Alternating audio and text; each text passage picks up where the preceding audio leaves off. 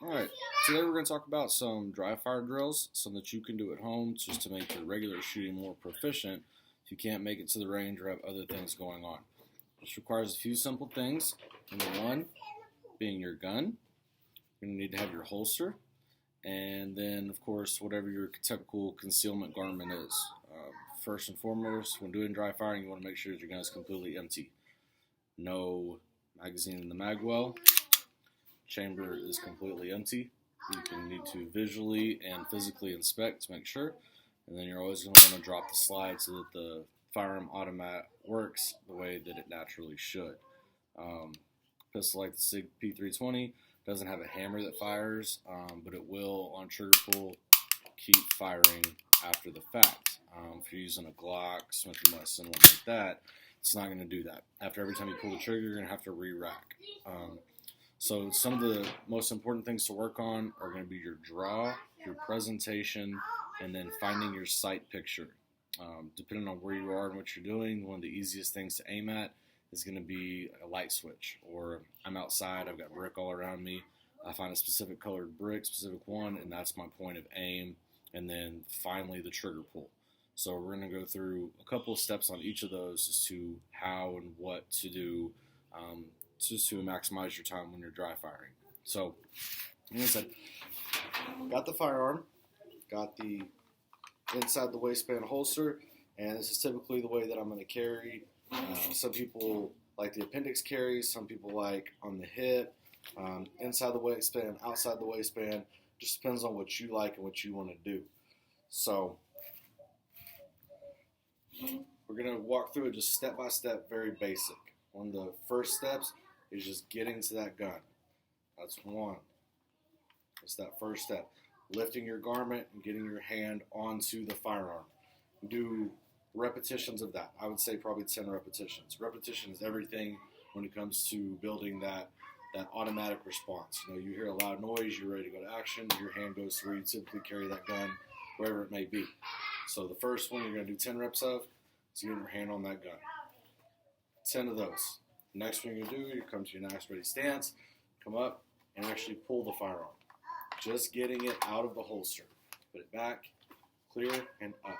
It doesn't have to be speed fast, but it does have to be smooth. The smoother you are at it, the faster it'll become. Just nice and easy, just like so. After you've done about 10 repetitions of that, then that's when your gun is going to come actually out of the holster and go on target. So if I've got my focus point that's over here, I bring up my clothing, gun comes out, and I come to here. Okay? I'm going to take it step by step.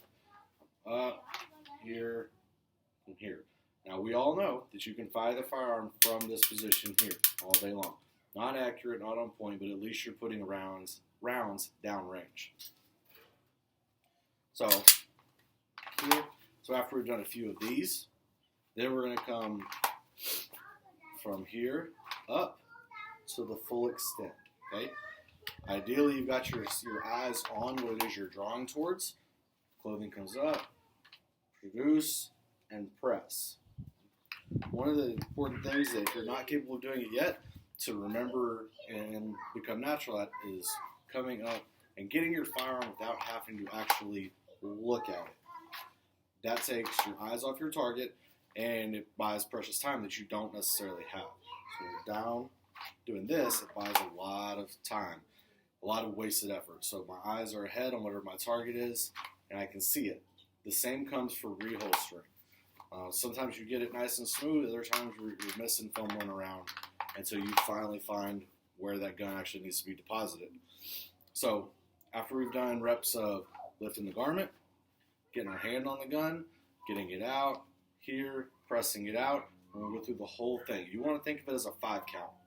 Shirt comes up, 1001, 1002, 1003, 1004, 1005. The click should be on that 1005. Then, the more that you do it, you can pick up the pace. Then you're going 1 and 2 and 3 and 4 and 5. And then getting faster and faster, the smoother that you get as you become more proficient. Like I said, a lot of these guns, when you come up, you draw them, you go, you fire, you're going to have to re-rack and then get back on target. Now you want to line up your sights, make sure everything's good and smooth. When you pull that trigger, if you notice a visible jump in your front sight, whereas when you pull the trigger, you see this move around, then you're gonna have to work on your trigger discipline and where it is you're placing your finger. We can go over that another time, a whole nother instructional video series, whatever you want to call it. But try to make that as smooth as possible. A lot of people will put a coin of some sort here right behind that front sight and practice pulling the trigger. If that coin falls off or moves at all, you know it's not a smooth trigger pull. What you don't want is to pull that trigger and jerk it up, down, one way or the other. So that's just something for you to think about. For your dry firing, work on those steps of the draw, the presentation, and the trigger pull. You can work it from different steps along the way, as if you have the gun pressed here and then they come out and shoot. You can go from straight out, from the draw, just work different points, different aspects of it until it all becomes very smooth, fluid, and you don't even have to think about it. So, thank you for your time.